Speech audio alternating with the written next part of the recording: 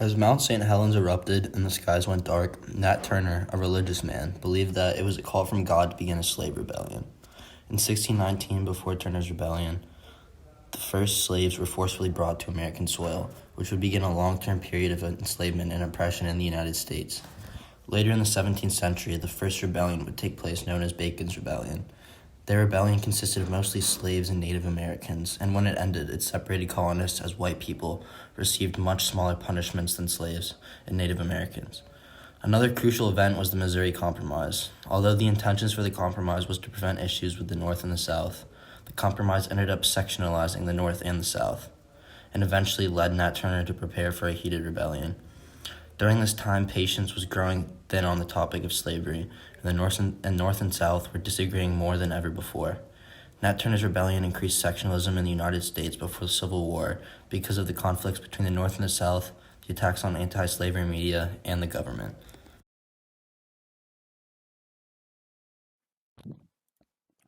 Because of Nat Turner's rebellion, which pitted abolitionists and Southerners against each other, the abolitionists and the Southerners had a significant effect on formation of sectionalism.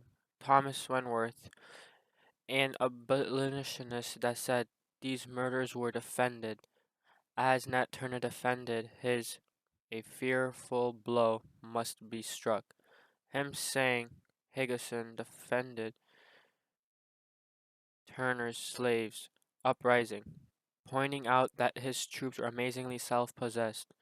During the rebellion, he said that most have been cautiously brutalized since infancy, and had witnessed the rape of his wives, mothers, and sisters, but they avoided any equivalent treatment of whites.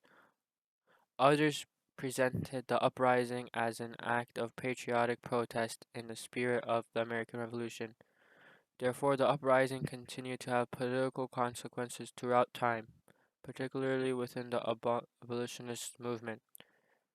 Therefore, the Southerners blamed the abolitionist movement in the North for sparking the insurrection.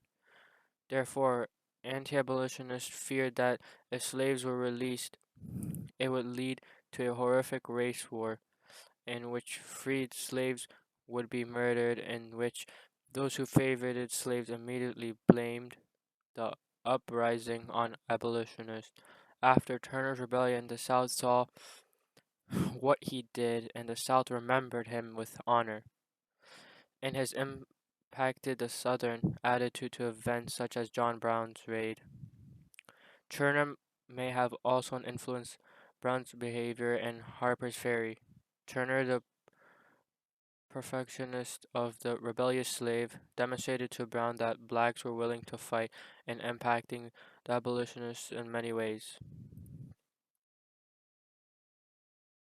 The spreading of anti-slavery media was a major cause of the growing sectionalism in the United States because of abolitionist ideas growing throughout the South. William Lloyd Garrison, abolitionist and the creator of the newspaper The Liberator, said, "Unhurt by the spoliations of time or the missiles of a desperate foe, till every chain be broken and every bondman set free, let Southern oppressors tremble. Let all the enemies of the persecuted blacks tremble." Garrison is spreading the ideas to slaves and other anti-slavery supporters to fight back against the Southern slave owners. It seems like he is trying to ignite this conflict to rid the American states of slavery. Another example of the spread of anti-slavery ideas is Garrison's publication was despised greatly in the South. Several months after the initial issue was published, Nat Turner's revolt broke out in Virginia, and many slave owners believed that the abolitionist publication contributed to that slave rebellion. Southerners believed that the publication of The Liberator was a leading cause to Nat Turner's rebellion. The Liberator and Nat Turner's rebellion were large sources for the flaming sectionalism coming to America. In conclusion, the publishings of The Liberator would affect the majority of the South, including punishment of slaves and freed blacks. Even whites who were subscribed to The Liberator were being punished by being tarred, set on fire, and dunked into rivers. The government played a role in the growing sectionalism in the United States because following the rebellion, slave states tightened their laws. Thomas Gray, Nat Turner's trial lawyer, states he is a complete fanatic, or plays his part most admirably. The calm, deliberate composure with which he spoke of his late deeds and intentions, the expression of his fiend-like face when excited by enthusiasm, still bearing the stains of blood, of helpless innocence about him, clothed with rags and covered with chains, yet daring to raise his manacled hands to heaven, with a spirit soaring above the attributes of man. I looked on him, and my blood curdled in my veins. This showed that in Gray's eyes, Nat Turner was a lost cause. Nat Turner's rebellion had caused so much bloodshed, and yet he thought he was doing it for a good cause. He was oblivious to how wrong he was. According to the American Mosaic, Thomas Gray conducted interviews in prison and published them as the Confessions of Nat Turner. This showed that Thomas Gray shared with everyone what Nat Turner's motive for the revolt was, events that led to the revolt, and the revolt itself. The impact of Nat Turner's rebellion led to stricter laws against slaves, including legislation that took away even more rights of slaves, such as education. Along with this, the rebellion created an extreme divide in the country, which would eventually lead to the Civil War years later. The events that occurred in Nat Turner's rebellion created a more sectionalized United States due to issues surrounding attacks on anti-slavery media, conflict between the North and the South, and increased slave laws in government. In conclusion, Nat Turner's rebellion created a divide in the United States that would lead to a lengthy 4-year Civil War.